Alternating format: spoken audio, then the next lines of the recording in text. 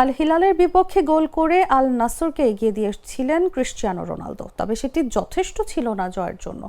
ঘুরে দাঁড়িয়ে ৩-১ ব্যবধানের জয় পেয়েছে আল হিলাল। সোমবার সৌদি প্রো লিগের শীর্ষ দল আল হিলালের বিপক্ষে পয়েন্ট ব্যবধান কমানোর আশায় মাঠে নেমেছিল আল নাসর।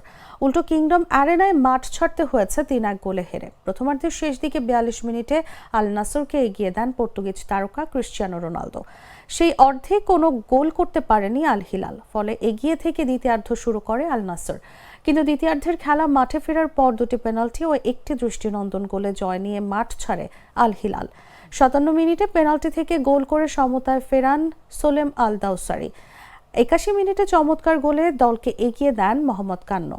এরপর অতিরিক্ত সময়ের দ্বিতীয় মিনিটে আরও একটি পেনাল্টি পায় রোনালদোদের প্রতিপক্ষরা।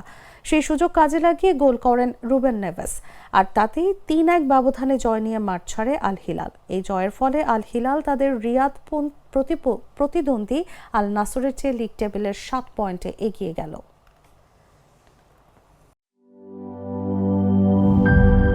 দুধার চকলেটে একাকার হয়ে ওঠা প্রাণ লেয়ার সম্পর্কের মিষ্টি ম্যাজিক।